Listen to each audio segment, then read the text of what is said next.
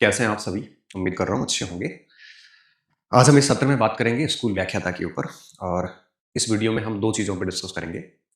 First paper को लेके बात करेंगे और सेकंड पेपर के रूप में हम इतिहास से संबंधित बात करेंगे। तो इस वीडियो का जो पहला भाग है, वो मतलब सबसे पहले मैं शुरू करूँगा फर्स्ट पेपर को कैसे मैनेज करना है, क्योंकि आजकल 40% की भी दिक्कत बनी हुई है स्टूडेंट में। और सेकंड पेपर को कैसे करना है, ताकि जो मई में एग्ज़ाम है अपना 31 मई को एग्ज़ाम है, तो मतलब मई पूरा ही कर लो। तो आज हमारे पास में फरवरी, मार्च, अप्रैल और मई 4 महीने बचे हैं।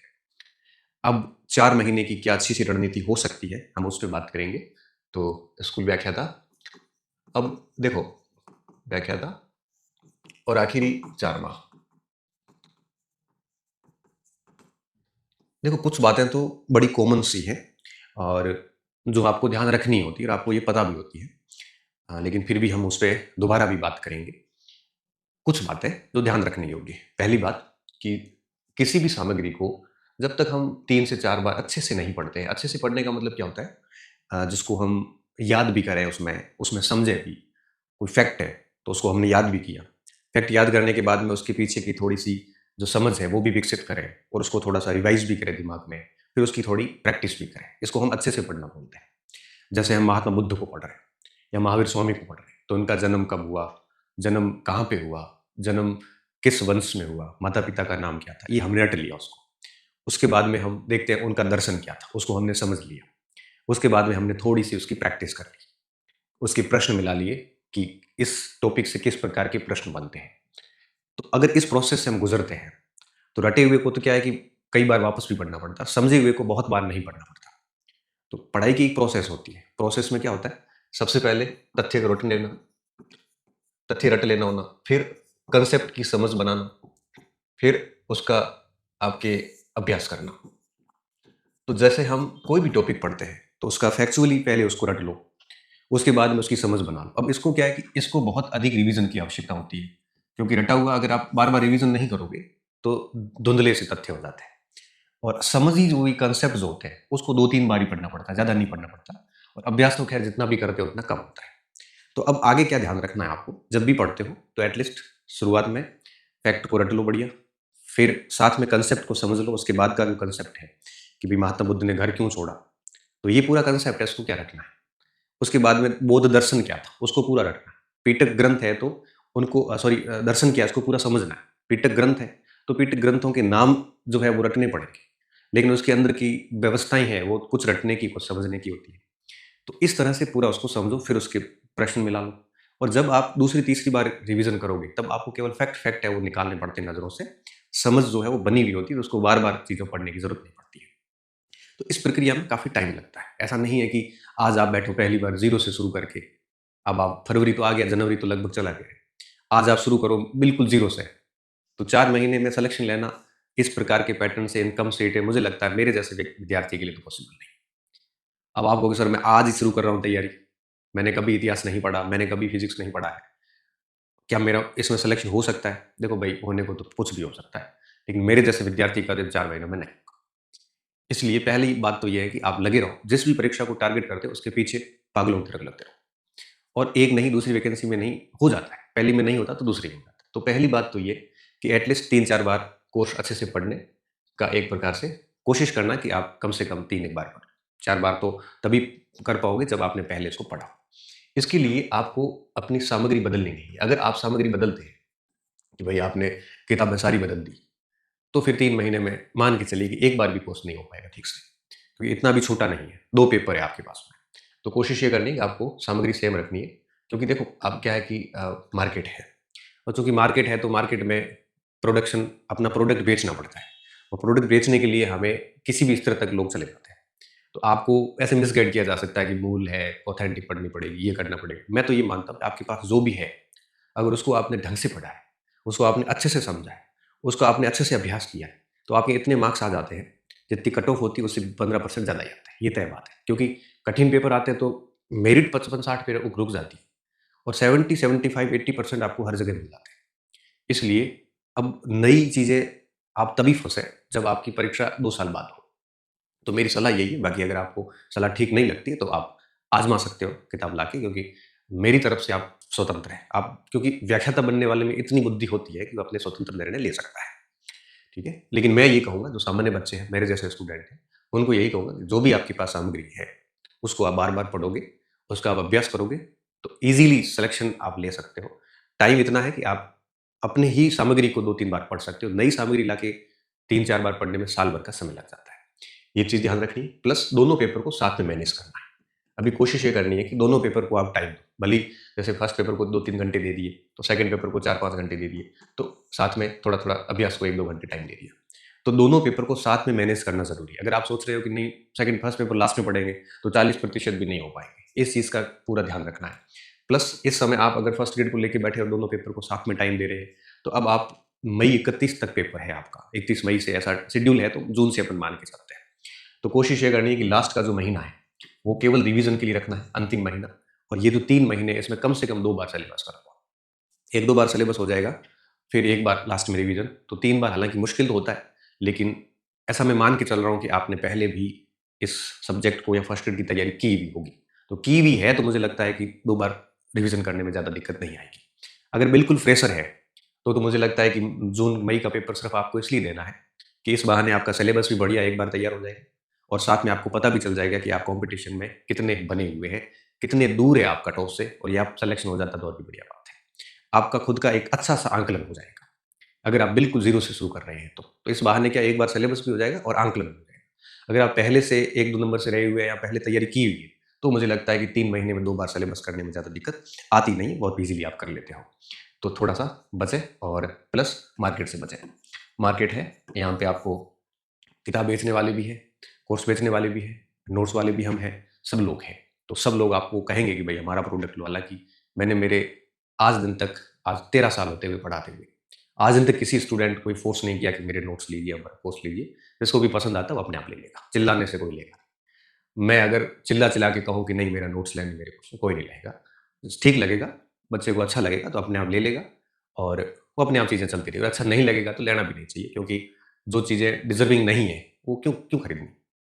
और अगर मैं बहुत चिल्लाऊँ कि नहीं मेरी सामग्री लीजिए, उसकी खराब है, सिर्फ़ मेरी लीजिए, तो निश्चित तौर पे वो एक प्रकार की वो स्थिति है कि कोई आलू और प्याज़ का गाढ़ा लेके निकला हो और आपको ज़रूरत ही नहीं है, ज़बरदस्ती ना उसके गाढ़े के आलू खराब है, मेरे आलू ले लीजिए। भाई उसको ज़रूरत होगी तो अपने आप ले लेंगे। इसलिए मार्केट में ऐसे गाढ़े वाले भी आएँगे, आलू कांदे बेचने वाले। अब बचना, आपको जिसकी ज़रूरत है, उसी चीज़ को लो आप, और कोई भी व्यक्ति आपको फ़ोर्स नहीं करता। हाँ, ठीक है, जो अपनी मार्केटिंग स्ट्रेटजी है, वो लोग अपनाते लेते हैं।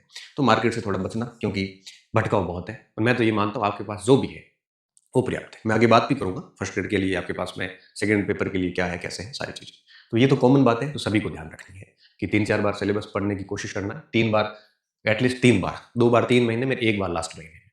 प्लस सामग्री बदलना मत, सामग्री बदलोगे तो निश्चित तौर पे आप उसको 3 बार नहीं पढ़ पाओगे। और मुझे लगता है कि इस समय तक सामग्री लगभग सेट हो जाती है, क्योंकि सामग्री का निर्धारण परीक्षा से 6, 7, 8 महीने पहले ही हो जाता है। तो फिर ब भटकाऊ में आके नहीं करना हमें ऐसा कुछ भी, और दोनों पेपर को साथ में लेके चलना है और लास्ट महीने में रिवीजन करना है, प्लस मार्केट की बातों से थोड़ा-सा दूर रहना है, क्योंकि मार्केट में कोई भी व्यक्ति सेवा नहीं कर रहा है। हर व्यक्ति के पीछे अपने इंटेंशन्स होते हैं। आप सोचिए कि मेरा बोर्ड अगर खाली है यहाँ पे, अगर इस बोर्ड पे भी मैं 10 एडवर्टाइज़मेंट लेके आऊँ, तो आप समझ जाओ कि मैं यहाँ पे क्यों आया हूँ। बात रखने कम आया हूँ, मेरी ऐड बताने ज़्यादा आया हूँ यहाँ पे। मैंने आज दिन तक ऐसी कोई ऐड इसीलिए नहीं बताई, मुझे कोई इन चीज़ों से मतलब नहीं है, क्योंकि मेरी चीज़ें ऑलरेडी अच्छी चल रही है, बिना कहीं अच्छी जा रही है, तो मुझे ये चीज़ें करने की ज़रूरत पड़ेगी नहीं आगे भी। नहीं जाएगी तब बंद कर देंगे। और दूसरी बात, यहाँ पे कोई सेवा करने नहीं बैठा है आपकी, कोई कोई भी नहीं है। अगर कोई भी लेख लिखता हो या कोई वीडियो बना रहा हो, तो निश्चित तौर पे उस वीडियो और लेख में वो अपनी मार्केटिंग करता है, ठीक है?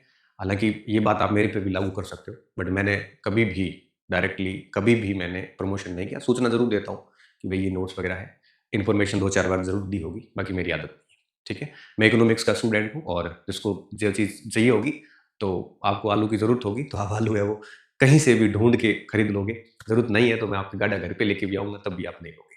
तो ये चीज़ें चलती रहती हैं। तो इन चीज़ों का ध्यान रखना। अब मैं आगे के पॉइंट पे आता हूँ कि फर्स्ट पेपर पे कैसे काम करना है। अब देखो, फर्स्ट पेपर की हम क्लियर बात करेंगे, उसके बाद मैं सेकंड पेपर पे इतिहास पे बात करूँगा। देखो, फर्स्ट पेपर की जहाँ तक बात है, तो इस समय बाकी तो चीज़ें आ गई हैं। पहली चीज़, फर्स्ट पेपर को एटलीस्ट 3-4 घंटे डेली दो आप, और कोशिश करो शाम का समय दे दो। जैसे सुबह-सुबह आपने सब्जेक्ट पढ़ लिया, 3-4 घंटे उसको दीजिए, पहली बात। दूसरी बात, क्योंकि इस समय 40% स्कोर भी काफ़ी मुश्किल हो रहा है, तो मैं मानता हूँ अगर आप 40-45 प्रश्न कर लेते हैं, तो ये अपने आप में एक अच्छा एडवांसमेंट है आपके लिए। दूसरी बात, आप अपना माइंडसेट तय रखिए कि इस बार पेपर टफ आएगा, हर बार की तरह पेपर टफ आएगा। देखो, माइंडसेट आपका अगर पहले से टफ के लिए रेडी है, तब तो आप पेपर को झेल लोगे, भले कितना ही मुश्किल आ जाए।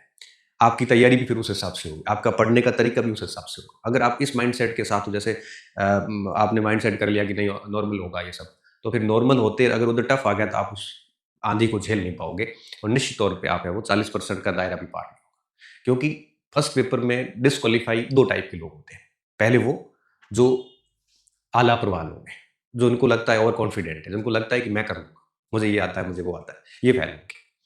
और दूसरे वो जो इस माइंडसेट के साथ होते हैं कि मतलब ईज़िली कर लेंगे, ईज़ी पेपर आएगा और कर लेंगे। ये माइंडसेट मत रखना, कम से कम दिमाग में रखना कि पेपर टफ आएगा, तो तैयारी भी फिर टफ पेपर के अनुसार, दिमाग अपने आप चीज़ों को उस हिसाब से आत्मसात कर लेता है।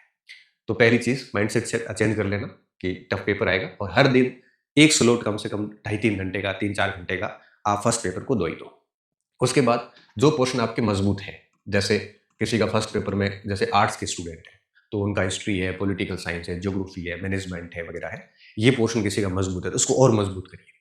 अब क्योंकि जैसे 15 नंबर की आपके ये आ जाती है, हिस्ट्री आ जाती है, 10 नंबर का आपके ज्योग्राफी, 10 नंबर के सॉरी 10 क्वेश्चन की मैं बात कर रहा हूँ।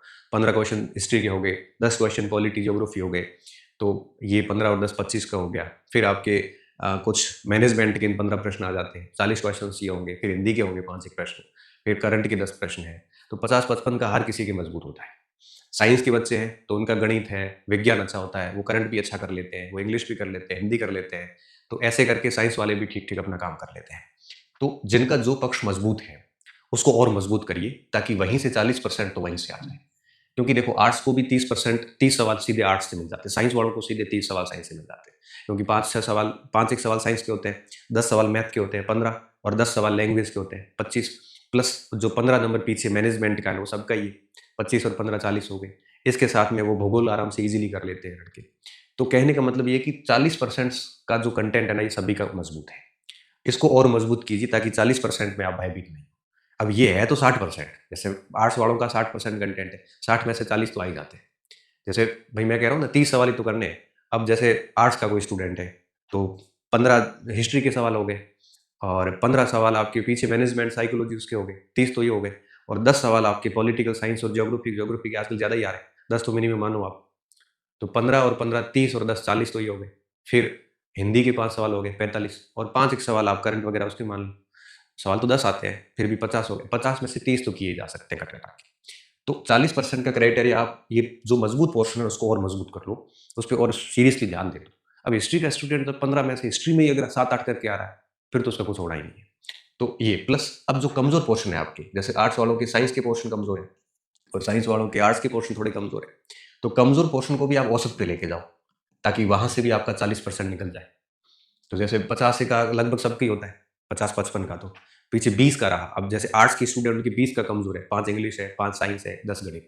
ये 20 आर्ट्स के स्टूडेंट का कमज़ोर है। साइंस वालों का थोड़ा बहुत हिस्ट्री और ये 15 नंबर ये कमज़ोर पड़ता है। तो ये 20 का जो स्कोर है, यहाँ पे भी अगर आप 40-45% लेके आ जाते हो, तो 7-8 सवाल यहाँ हो जाते हैं, 30 सवाल वहाँ हो जाते हैं न्यूनतम वाले, जो आपका मजबूत पोर्शन था। तो 38-40 का स्कोर ऐसे बैठ जाता है।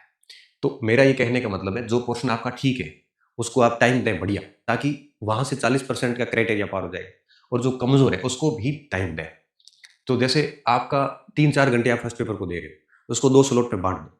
एक पार्ट मजबूत वाले को दे दो, एक पार्ट कमज़ोर वाले को दे दो। तो कमज़ोर वाला क्या करेगा, आपको औसत से अधिक कर देगा एक बार। तो कमज़ोर पोर्शन आप औसत से ठीक कर लो, जैसे आप गणित नहीं आती, लेकिन गणित में आपने 1-2 प्रश्नावली ठीक कर ली।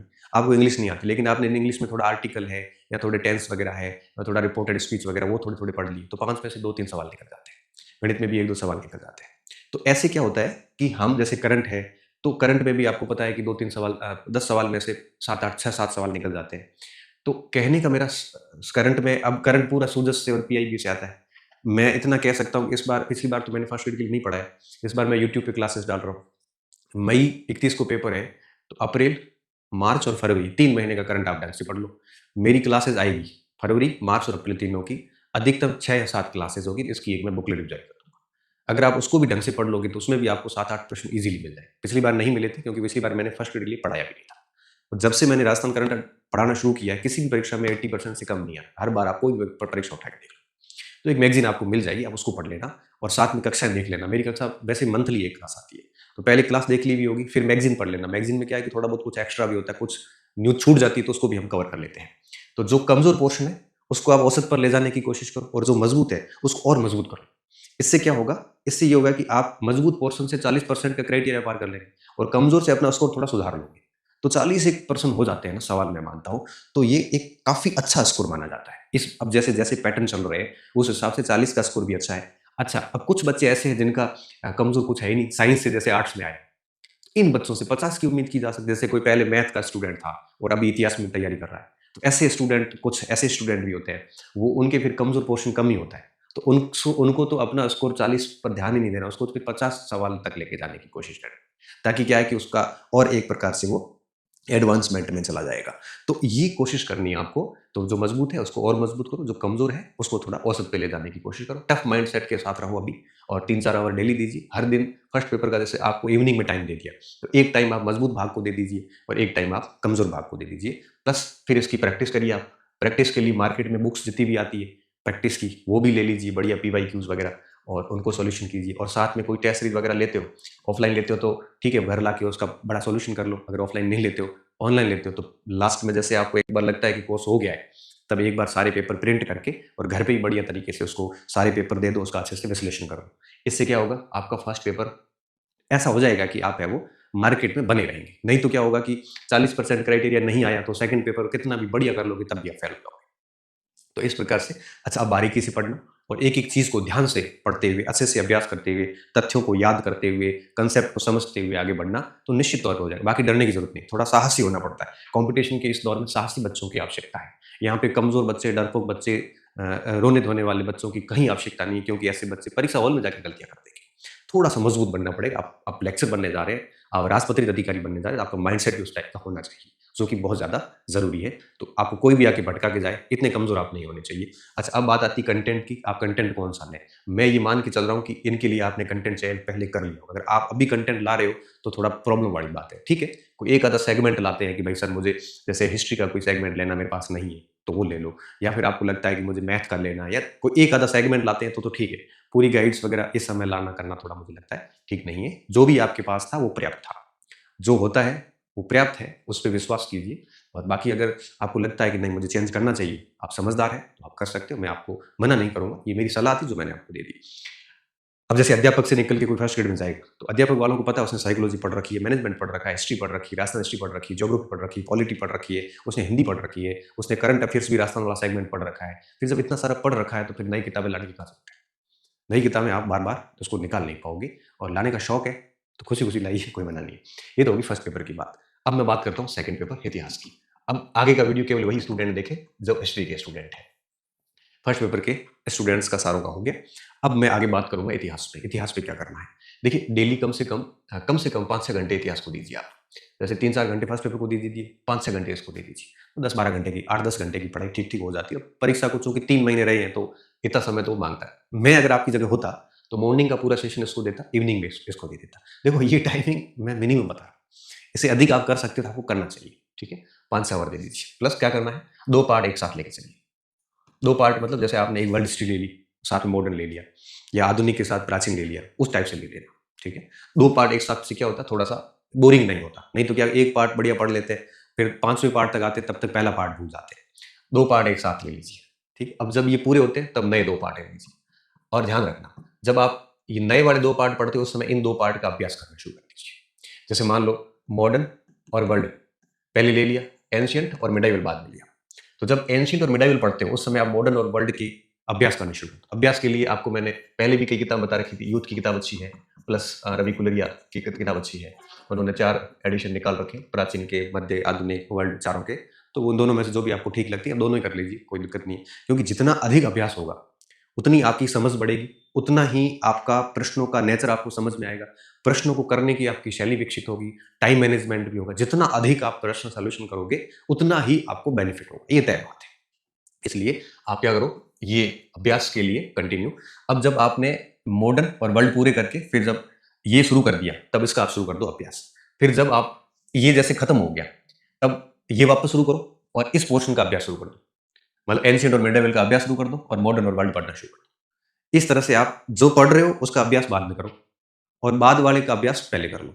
इस हिसाब से चलोगे तो क्या होगा कि चारों कनेक्ट में रहेंगे। जब आप दो ये पढ़ रहे थे तब आपने इन दोनों का अभ्यास शुरू कर दिया, तो ये दोनों भी कनेक्ट में रहेंगे, ये दोनों भी कनेक्ट में रहेंगे। तो डेली कम से कम 1-2 घंटे आप है वो, इसके अलावा 1-2 घंटे आप प्रैक्टिस को जैसे थक जाते हो पढ़ पढ़ के। मेरी खुद की मैं बताता हूँ, सुबह पढ़ता था, सुबह पढ़ते पढ़ते पढ़ते मुझे लगता है कि 11-12 बजे जोरदार थक गया। थकने के बाद मैं वो जो मेरे पास प्रैक्टिस PYQs थे उनको सोल्व करना शुरू करता था। वो करते करते कई बार नींद आ जाती थी। नींद से उठे और उसके बाद में वापस दूसरे पेपर पे लग गए। दूसरा पेपर पढ़ते पढ़ते थक गए, उसके बाद उसकी थोड़ी सी प्रैक्टिस की, खाना खा पी के सो जाओ। ये सबसे बढ़िया तरीका होता है। ठीक है, अच्छा इससे भी अच्छा तरीका आपके पास है तो आप डेफिनेटली उस तरीके को आप अपना सकते हो, कोई दिक्कत वाली बात नहीं है। ठीक है, अब आप कहोगे सर न्यू पैटर्न के अनुसार ग्रंथ वगैरह, देखो न्यू पैटर्न तो एक बड़ा वो माहौल बनाया गया है ताकि लोग अपनी चीज़ों को आप तक पहुंचा सके, बेच सके, अपने हित साध सके। बाकी मैं बता रहा हूँ, आपकी पुरानी पुस्तकों से भी आपका सिलेक्शन संभव है। मैं बता रहा हूँ जैसे कैसे। आपके पास में मोटे मोटे तौर पे इस मार्केट में 4 टाइप के स्टूडेंट हैं। बताऊँ कैसे। एक वो स्टूडेंट है जिनके पास मेरे नोट्स, जिसके पास मेरे नोट्स हैं। अब जिनके पास मेरे नोट्स हैं, मैं उसको क्या दावे के साथ कह सकता हूँ नोट्स है, प्लस आपने ये अभ्यास कर लिया, भरपूर अभ्यास कर लिया, बस आपको किसी और पुस्तक की जरूरत नहीं है। प्लस अब किसी के पास में नाथ की किताब है, या हो सकता है आर्य की किताब हो, या और जैसे ये नाथ है, आर्य है, मैं कहता हूँ इसके साथ में आप अभ्यास कर लो बढ़िया तरीके से, इससे ही काम हो जाएगा। और प्लस अभ्यास तो आपको करना ही पड़ेगा किसी भी सूरत हो। तो 4 महीने का समय है, तो आप अपने हिसाब से निर्णय लेना। और ये तय बात है कि आप जितने भी स्टूडेंट, आपके पास में इनमें से कोई न कोई तो है। ठीक है, बस अब या तो आप इस कैटेगरी में, पहली कैटेगरी में, या दूसरी में, या तीसरी में। अच्छा एक और बात बताऊं, नोट्स के साथ में इनको कवर किया जा सकता है दूसरी कैटेगरी को। जैसे मान लो किसी ने नोट्स पढ़ लिए, अच्छे कर लिए, साथ में सोच रहा है कि मैं सर एक नाथ जो इंडियन हिस्ट्री की बड़ी किताब आती है वो यहाँ आर्य पढ़ना चाहता हूँ। अगर आपको पहले बहुत अच्छे से नोट्स पढ़े हुए हैं तो आप इनमें से किसी एक को पढ़ सकते हैं, कोई दिक्कत वाली बात नहीं है। बस हाँ ये है कि अगर आप ये ग्रंथ पढ़ लेते हैं ना, तो फिर आपको किसी भी चीज़ों की जरूरत नहीं, बस आप उसको पढ़ लेना और याद कर लेना, क्योंकि याद नहीं हुए तो पढ़ा हुआ वैसे कोई काम का नहीं। इसलिए इन चीज़ों से आप जो भी आपको ठीक लगे आप इनमें से रहिए, चेंज मत करना। चेंज करोगे तो वापस वही बात है कि 3-4 महीने में होना कुछ नहीं है।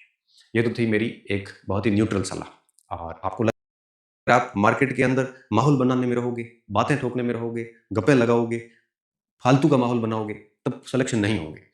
सिलेक्शन लेने वाला इस अवधि में भी ले सकता है, बशर्ते उसको अपनी पढ़ाई पे फोकस करना है। आप क्या पढ़ रहे हो, क्या नहीं पढ़ रहे हो, ये कोई दुनिया तय नहीं कर सकती, आपको खुद को तय करना है कि मुझे क्या पढ़ना है। मुझे वही पढ़ना है जो तुझे आपको समझ में आए, जो आपको याद हो, जो आपको लगे कि ये मेरे लिए कन्वीनियंट है। आप इज़िली पढ़िए। ठीक है? अब आप पूरे इस वीडियो से अगर सहमत है, आपको लगता है कि इसको फॉलो करना चाहिए तो डेफिनिटली कर लेना। आपको लगता है कि ये बातें मेरे काम की नहीं है तो आप कोई इश्यू नहीं, मेरा कोई प्रेशर नहीं है आपके ऊपर। मैं कभी प्रेशर नहीं देता, मैं हमेशा मेरे विचार रखता हूँ। और ना मुझे मेरा कोई प्रोडक्ट बेचना है, ना मुझे कोई ऐसी मार्केटिंग करनी है। किसी को चाहिए होगा तो अपने आप मुझे ढूँढ लेगा, और नहीं चाहिए तो कोई इश्यू नहीं है। आपको जैसा ठीक लगे कीजिए, बट मैं सलाह ज़रूर सही देता हूँ कि आप जो है वो अपनी जो भी सामग्री उसको बढ़िया याद कीजिए, बढ़िया पढ़िए और ढंग से प्रैक्टिस कीजिए।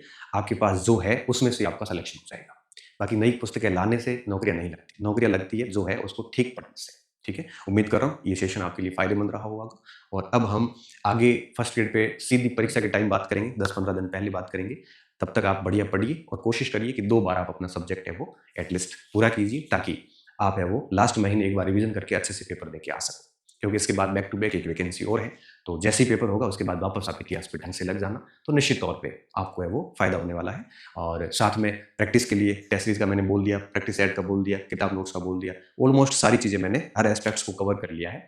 तो अब आप खूब मेहनत करिए। अध्यापक भर्ती परीक्षा संपादित हो चुकी, अपना टाइम अब उसमें वेस्ट मत करना। अब कहीं पे भी मत जाओ, सिर्फ और सिर्फ अपनी जगह पकड़ो और वापस ढंग से लग जाओ। इसी में आपका परिणाम है। और कोई आपको एक प्रकार से दिक्कत आए तो कमेंट सेक्शन में बड़ी जेन्युइन भाषा में बात डाल देना। कोशिश करूंगा कि मैं